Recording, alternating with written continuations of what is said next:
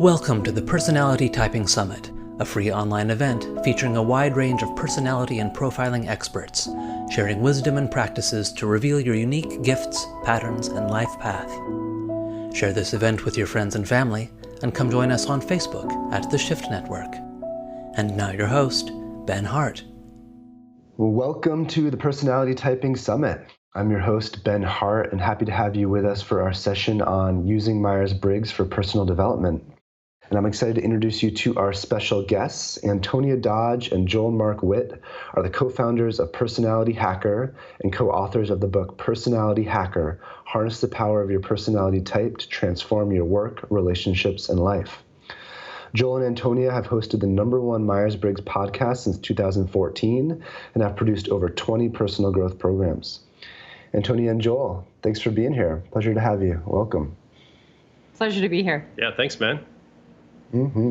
Awesome. Well, I'm excited to dive in with you. Since we only have a half an hour, let's just get right to it.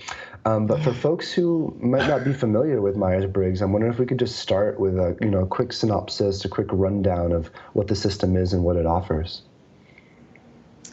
So there are a couple different layers to the system. One layer is usually quite accessible and familiar to a lot of people who feel that, a lot of people have heard the name Myers-Briggs. So I think most people feel like they have at least a passing familiarity with it.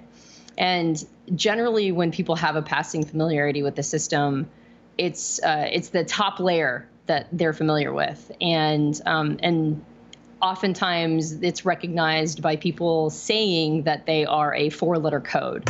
The four-letter code being something that assesses if you are an introvert, an extrovert, a sensor or an intuitive, a thinker or a feeler, or a judger or a perceiver.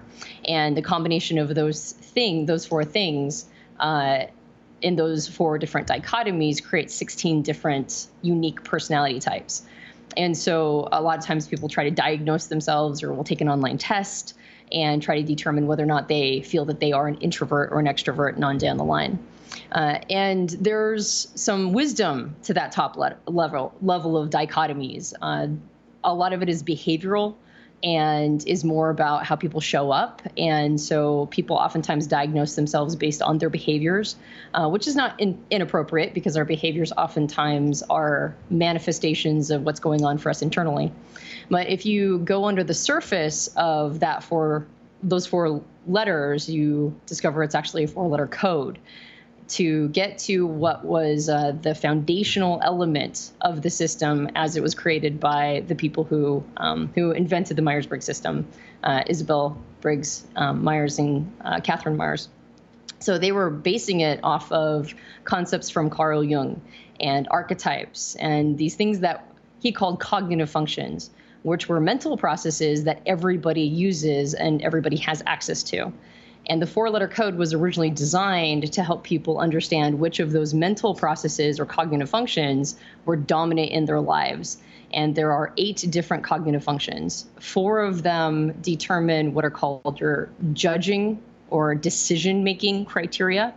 And they're based on thinking and feeling and whether or not those are more internally referenced or more externally referenced.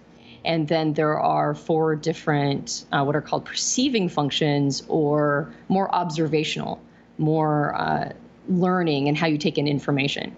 And it's the combination of those mental processes, which aren't behavioral at all. They have more to do with how your mind is wired. That is the real meat of the system. But because that's a little bit more complex and complicated, it's sort of the biggest part of the iceberg underneath the surface. Then when people hear Myers-Briggs, they oftentimes are referencing just what's above the surface, that four-letter code.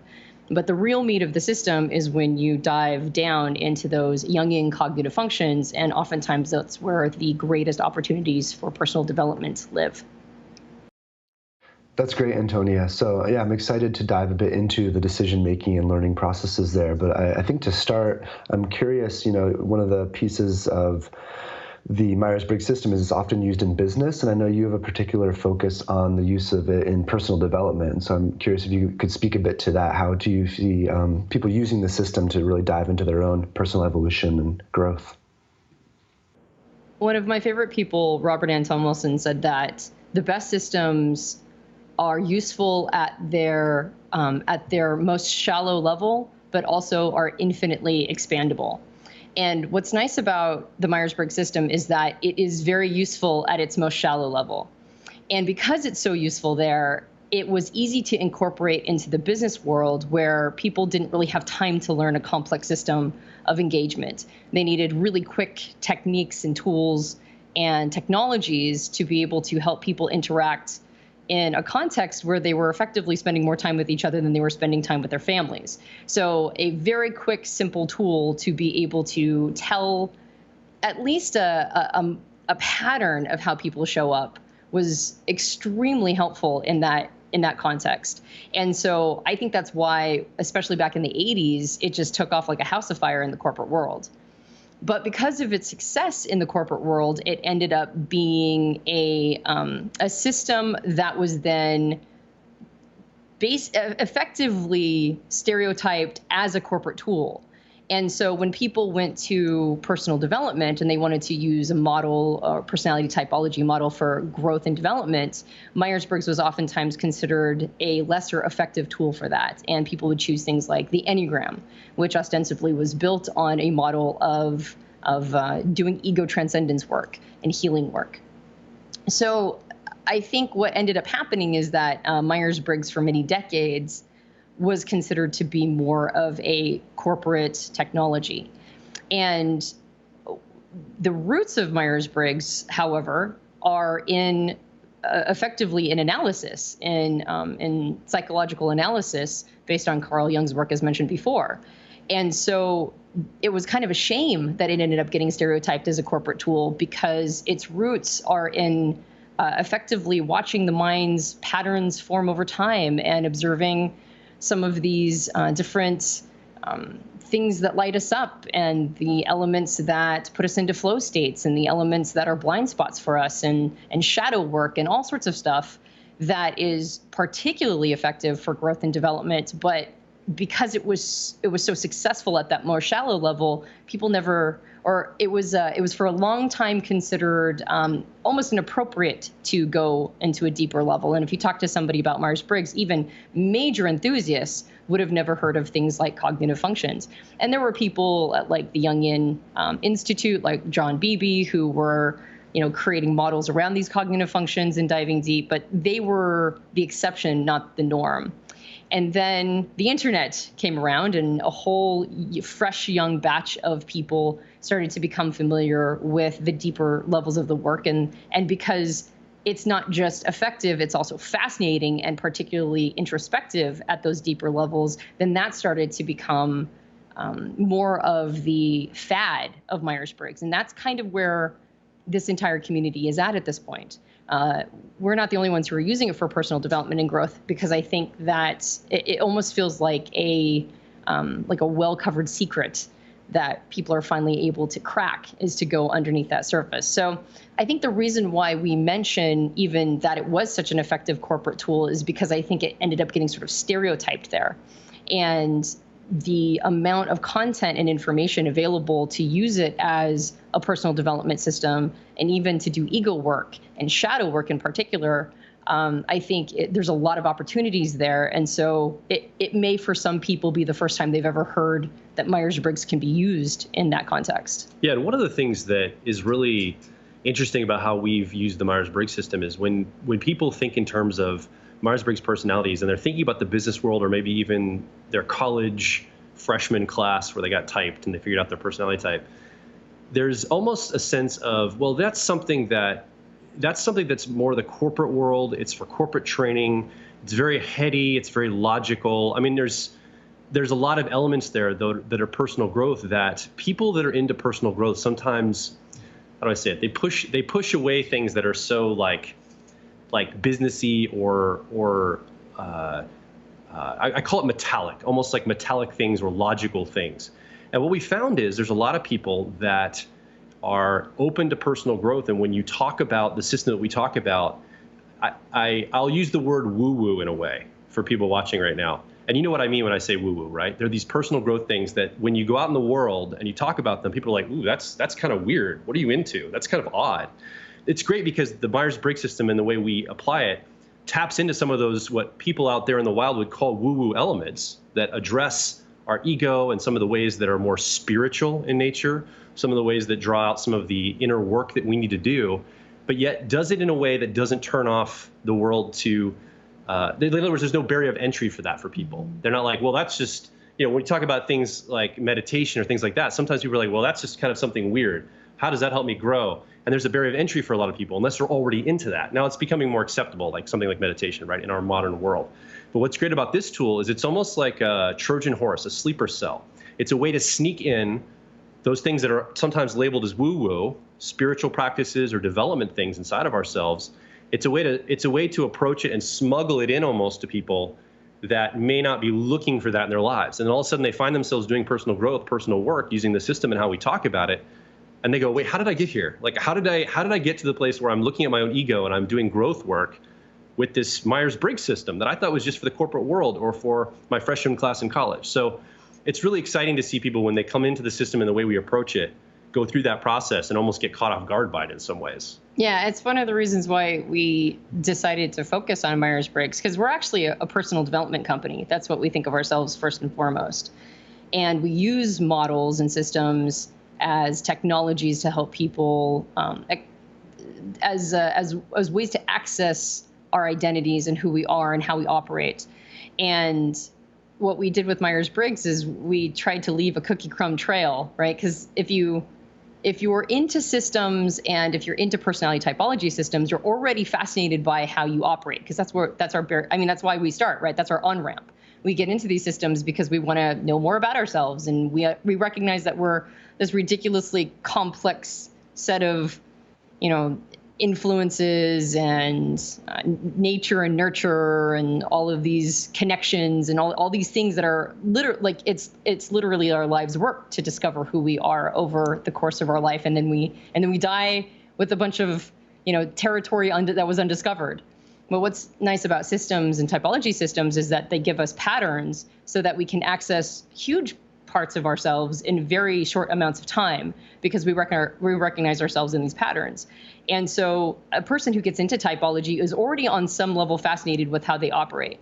And it doesn't take much of a cookie crumb trail then to encourage people to go from a fascination with who they are to a fascination with becoming and manifesting their best self, because that's oftentimes the next question. It's like, okay, now I know who I am. Now what do I do about it? And so we like to emphasize the personal growth elements because we're into personal development and personal growth ourselves, but also because we feel like typology is such a great bridge and such a great on-ramp for people to get into those elements without it being too threatening. And as Joel says, too unfamiliar territory for them. Yeah, that's great. That makes a lot of sense. So I'm curious, for folks who do have kind of a peripheral first level understanding of the system, what are some of the key insights or key distinctions that you think are important as people drop deeper into the cognitive functioning or whatever the case may be? What do you feel like are some of the key things you want people to understand as they go deeper in? So if you are familiar with the top level of Myers-Briggs, or like the 4-letter code, so let's just take myself, for example. I'm an ENTP in the Myers-Briggs system. Most people are aware of those 4 dichotomies. Like I mentioned, introvert, extrovert. I'm an extrovert, I'm an E. Intuitive sensor. I'm an intuitive, so I'm an N. Thinker, T, and then perceiver, P. But if you are familiar with that level, and maybe you even know what your 4-letter code is, the 2 most important elements of that, or the ones rather, not the most important, but the ones that reference back to the deeper layer of the cognitive functions, are the 2 middle letters. We call that the meat in the middle. And then the bread on the end, the E and I and the J and P, those simply help you determine which of the perceiving or observation functions and the judging or decision-making functions you use. And so since I am an N, then my perceiving or observational function is going to be an intuitive function. And since I'm a thinker, then my decision-making function is going to be a thinking function. Joel, on the other hand, is an ENFP. So he also has an intuitive function that he uses to learn new information and observe, but he has a feeling function for his decision-making. So those two in the middle are the ones that help you determine how your brain is wired to take in new information and how it's wired to make decisions on that information. And then once you determine that level, then the next step is to figure out if it has an internal focus or an external focus. So each intuitive and sensing function, as the observation or perceiving functions, will either have an introverted or an extroverted attitude. And that creates 4 different possibilities: introverted sensing, extroverted sensing, introverted intuition, and extroverted intuition.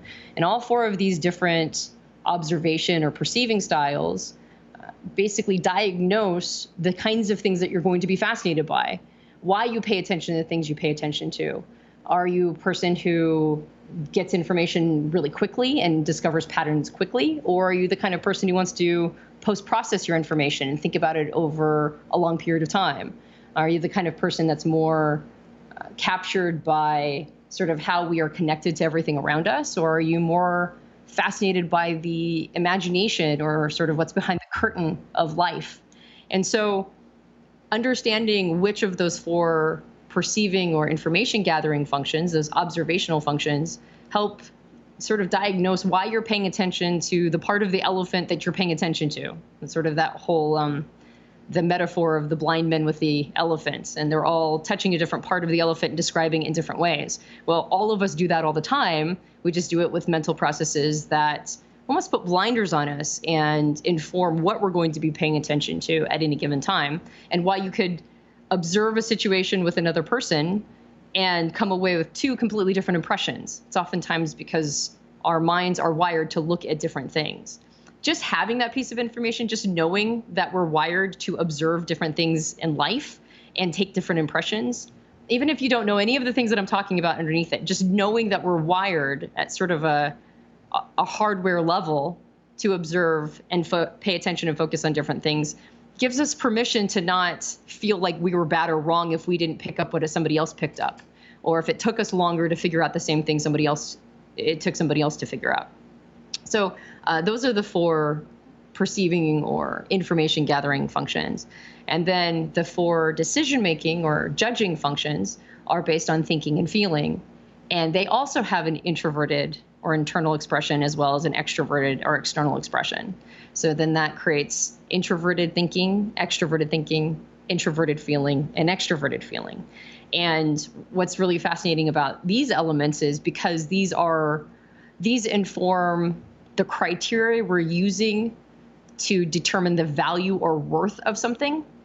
It helps diagnose why we come to such different conclusions on how the world should be. In fact, these 4 functions determine what we call the shouldness of the world, which is that the world should be operating in a certain way, and I'm pre-wired to know exactly how it should be operating.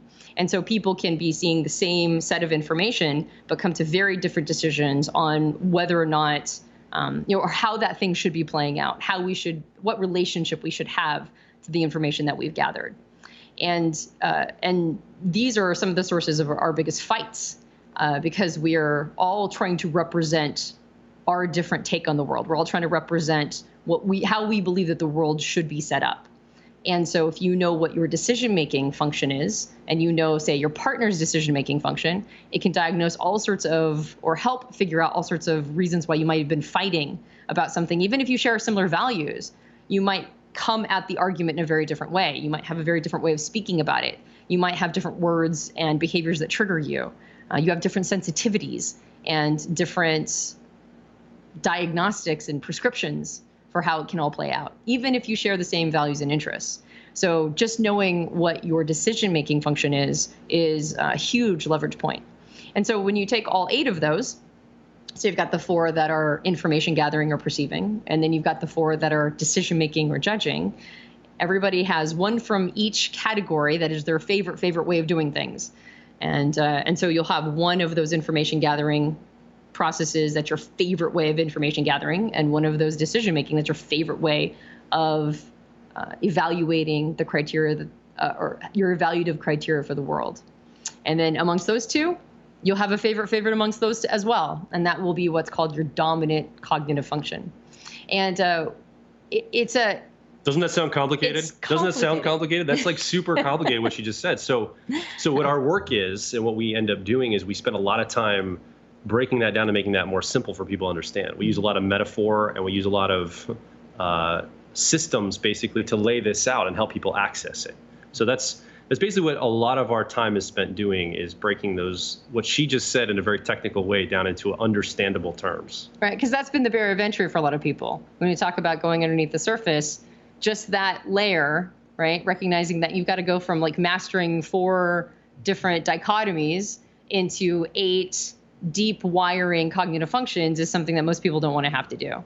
And so we've turned it into a model that, like Joel mentions, we use a lot of metaphor, something that we call the CAR model, which helps people understand how those different cognitive functions influence them, how they're being led by them, and how to utilize them for understanding one's own, highest leverage activities, one's own growth states, their flow states, the blind spots, their defensive triggers.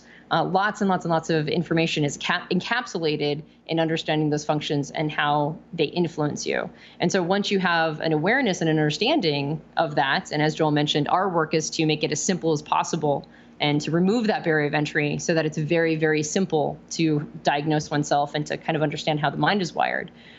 Once you get to that level, then you have like a roadmap. You have we call it a "you are here" dot for how your brain is functioning, and then you can consciously choose activities and set up your life to no longer fight against your natural wiring, but to give yourself permission to show up as your best and to honor how your mind is wired, as opposed to constantly fighting it, especially if you've gotten messages from people who are wired very differently that were important in your life as you were growing up. Those people may have unconsciously given you the message that the way your mind is wired is not acceptable. It's not okay. It should be changed. It should be more like theirs. And once you realized once you figure some of this out and realize how your mind is wired, then you give yourself permission to be wired that way. And then you can start very thoughtfully setting up a world that honors that and then brings out your best qualities. Yeah. And we found that it's really challenging. So we were at USC last year giving a talk to their creative class on these things. And we realized in the middle of trying to explain the system at the systems level, we did a lot of what Antonia just did, is we broke it down and the technical aspects of it. But once somebody knows their type, that's when we can actually begin to apply what she just talked about to your specific type. So for example, my type is an ENFP in the Myers-Briggs system. That's my 4-letter code. So now I can start to take the entire model that she just kind of architected and described and apply it specifically to my personality type. So really the first step for most people when they come through, and the way it's made simple, is we have someone diagnose what type they are first, take a test or come with a type that they've already been tested for or assume they are. And there we can begin to apply some of the framework she talked about specifically to how their mind is wired, how they learn information, how they make decisions. And then it can get basically pretty simple. Like the way your mind is constructed based on your type is straightforward, using the metaphor of the car that Antonia mentioned. That's great. I so appreciated the arc you took us through there, because I love feeling the complexity and the richness of the system. And I think it's also so important to acknowledge the barrier to entry that often becomes for people. So I really appreciate the holding of that I feel in both of you. And I'm curious, just to bring it alive for folks, I feel like, are there any examples from your own lives as you became more present to the cognitive functioning that you were using, or those of people in your life, or maybe examples from clients you've had that were really kind of ahas that went off that kind of changed your ways of operating or of navigating? I think it'd be helpful just to kind of ground it through anecdotal experience. Sure. Yeah, definitely. Do you want to go first? Yeah, well, we have a lot of personality types that are the INFJ personality type. So I want to speak to that, because I bet you many people watching this summit are probably also INFJ. So it'd be a good type to pick on, because it's one of the types that we get a lot of people in our sphere and a lot of people that are that are interested in personal growth end up being this type. So it's just a good type to pick. There's other types as well, but this is a good type to pick. So an INFJ, for example, let's just use that car model metaphor. If we want to talk about how an INFJ learns information and makes decisions, an INFJ uses a process. It's in the car, there's a driver and there's a co-pilot. Let's just talk about that. We won't even talk about the back seat right now. We'll just talk about the driver and co-pilot for right now. There's an entire back seat of the car we could talk about. But let's just talk about the front seat. There's a driver of your personality or your car, if you're an INFJ, and that driver is a perceiving function. It's a learning function. It's a way of learning and moving through the world, understanding the world using technically it's called a process of introverted intuition. We've nicknamed it perspectives. And what it is you move through the world and you absorb information, you learn information, you are looking for ways to be shifting into the perspectives of other people and how they might be perceiving the world.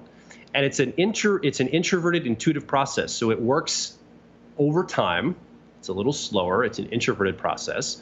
And it technically does a lot of its best work when there's no external stimulation. So it goes through the world, it captures a lot of information in, and then it post-processes that information by finding the connection points. And it doesn't do it really actively. It almost happens to the INFJ person. So the INFJ might lay down at night and be just kind of ruminating on some of the things that maybe have happened that day, and might even have some trouble sleeping that night, quite frankly. A lot of INFJs report insomnia because when everything's quiet, they don't have any sensory stimulation around them, the lights are off, it's dark, it's quiet, their mind now gets to be active. And all the intuitive leaps and all the intuitive connections start to percolate and bubble up in the INFJ's mind using that perspectives process, that introverted intuition process.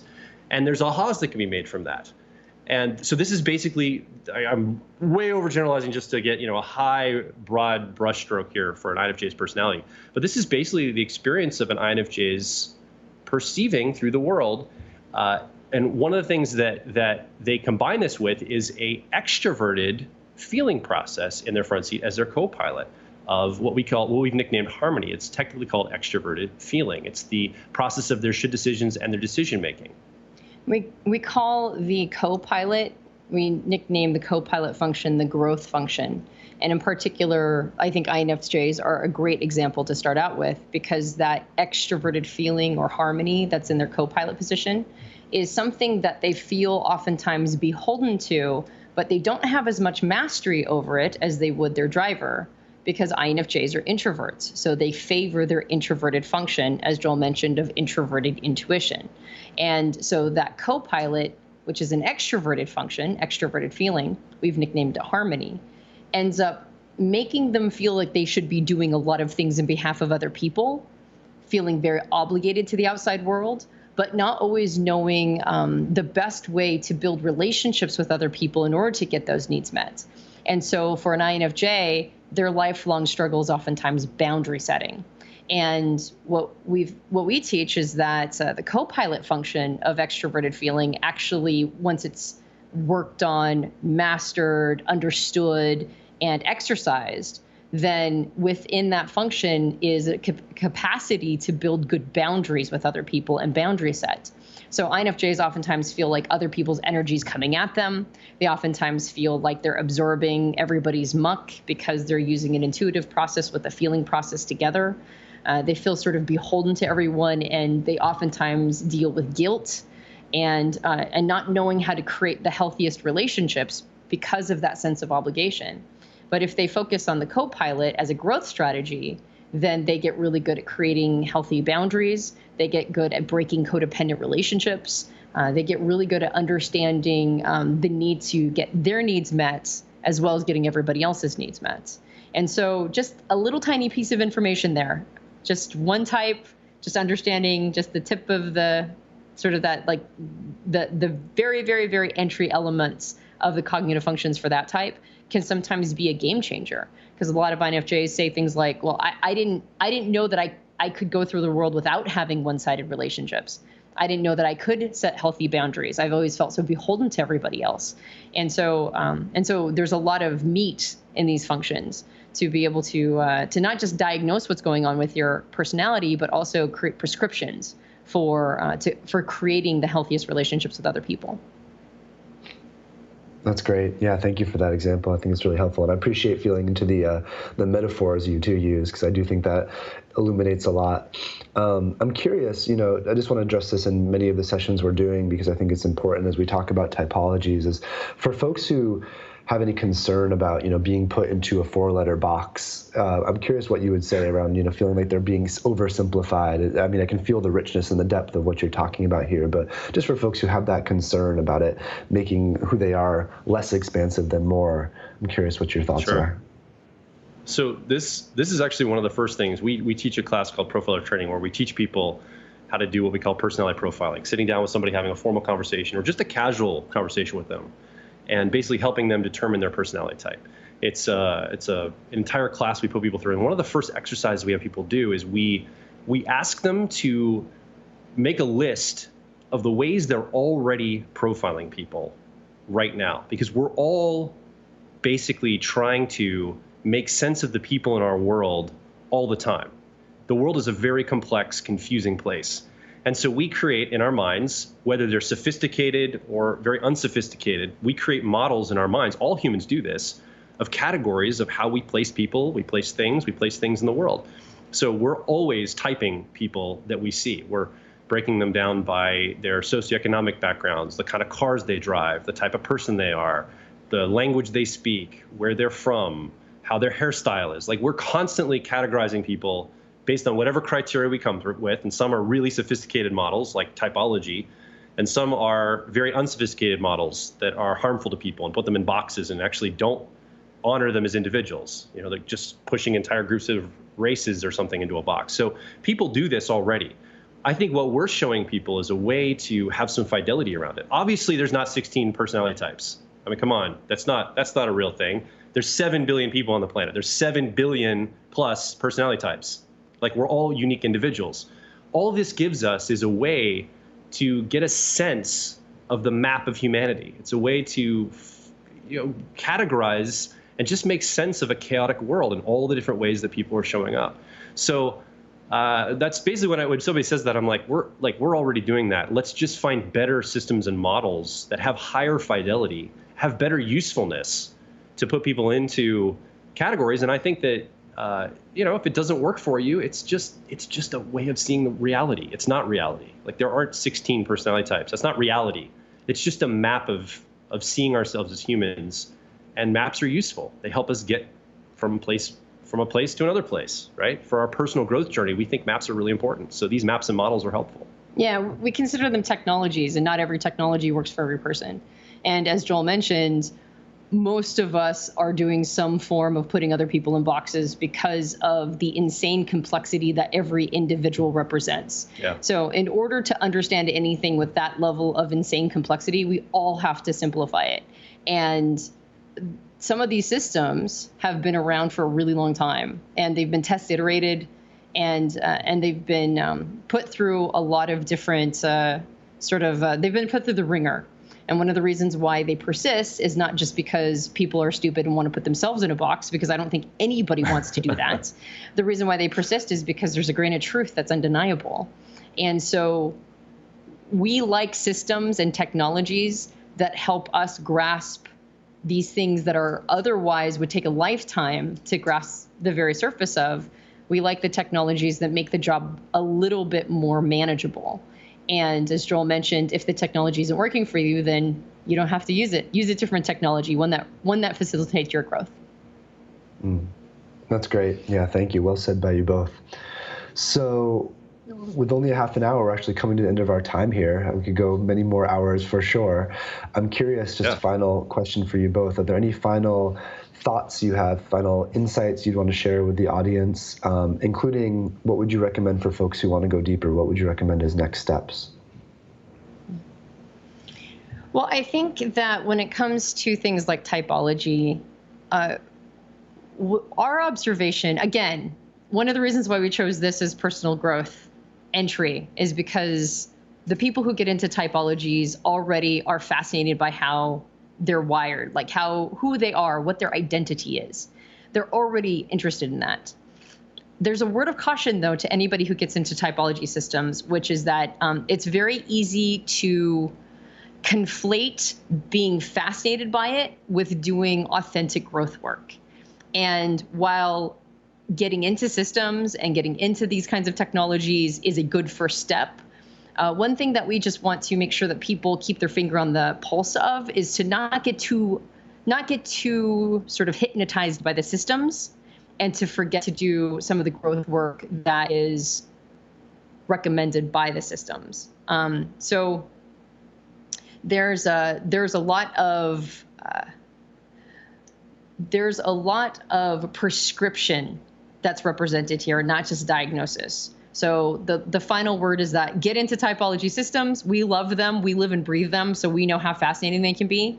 And also make sure that if growth is your goal, to recognize when you're getting to that moment of the law of diminishing returns on diagnostic, and just consuming more information about who you are, and understand that there is going to be a law of diminishing returns on that, and to then, instead of leaning back and learning, lean forward and start implementing and doing.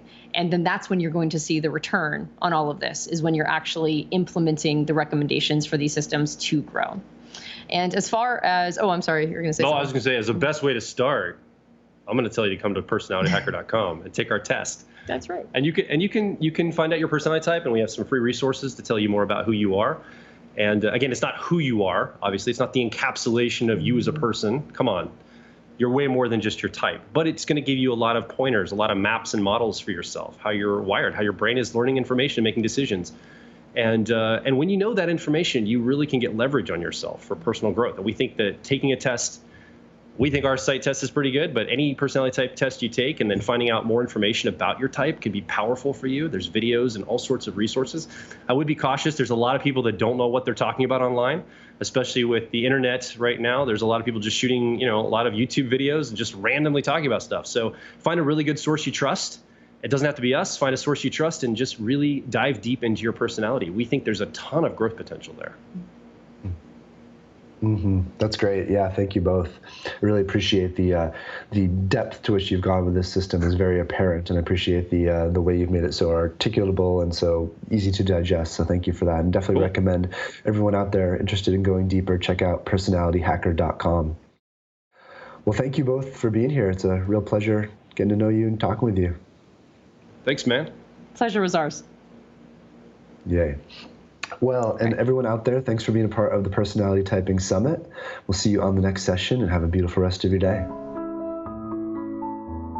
Thank you for joining us for the Personality Typing Summit, brought to you by the Shift Network. To learn more, visit personalitytypingsummit.com. To join our global community of people awakening to their divine humanity and taking inspired action, visit theshiftnetwork.com.